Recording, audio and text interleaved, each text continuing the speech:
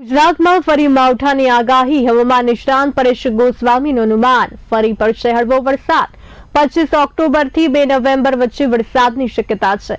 સૌરાષ્ટ્રના દરિયાકાંઠા વિસ્તારમાં માવઠું થવાની શક્યતા છે. ડાંગ સહિતના વિસ્તારોમાં કમોસમી વરસાદની શક્યતા છે. સામાન્યથી મધ્યમ સ્તરના માવઠાનો રાઉન્ડ આવશે.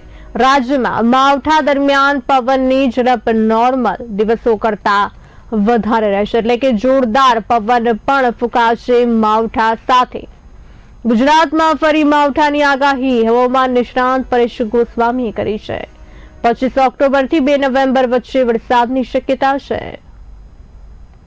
આવનારા દિવસની અંદર ગુજરાતની અંદર ફરીથી એક માવઠાના વરસાદનો રાઉન્ડ આવે તેવી સંભાવનાઓ છે. આમ જોવા જઈએ તો ગુજરાતમાંથી નૈઋત્યના ચોમાસાની વિદાય થઈ ચૂકી છે, પણ દક્ષિણ ભારતની અંદર અત્યારે ઈશાનના ચોમાસાની શરૂઆત થઈ છે અને દક્ષિણ ભારતની અંદર ચોમાસું સક્રિય છે, જેમાં કર્ણાટકથી દક્ષિણ પશ્ચિમ દિશાની અંદર અરબ સાગરમાં એક સાયક્લોનિક સર્ક્યુલેશન બની રહ્યું છે. એ સાયક્લોનિક સર્ક્યુલેશન છે આવનારા 24 થી 36 કલાકમાં વધુ મજબૂત બનીને ઉત્તર દિશા તરફ ગતિ કરે તેવી શક્યતાઓ છે, જેને કારણે એ સાયક્લોનિક સર્ક્યુલેશન એ ગુજરાતથી ઘણું બધું નજીક આવવાનું છે અને એના જે આઉટર ક્લાઉડ હોય છે એ સંપૂર્ણપણે ગુજરાત ઉપરથી પસાર થવાના છે, જેને કારણે 25 ઓક્ટોબર 2025 થી લઈ અને 2 નવેમ્બર 2025 સુધી, એટલે કે 7 દિવસ સુધી ગુજરાતની અંદર અલગ અલગ વિસ્તારોમાં માવઠાના વરસાદની શક્યતાઓ છે. જોકે આ માવઠાના વરસાદ હશે એમાં વરસાદની સાથોસાથ પવનની ઝડપ પણ નોર્મલ કરતા વધુ જોવા મળે તેવું એક અનુમાન છે. આ માવઠાની અસરને કારણે 25 તારીખથી દક્ષિણ ગુજરાતના જે વલસાડ, નવસારી અને વાપી જેવા વિસ્તારો છે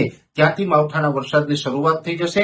26 ઓક્ટોબરના રોજ સૌરાષ્ટ્રના ભાવનગર, અમરેલી, ગીર સોમનાથ અને જુનાગઢ જેવા વિસ્તારોની અંદર પણ શરૂઆત થઈ શકે અને 27 તારીખથી અમદાવાદ, આણંદ, નડિયાદ, ગોધરા, કપડવંજ અને મહીસાગર જેવા વિસ્તારોમાં પણ એ માવઠાની શરૂઆત થઈ શકે છે.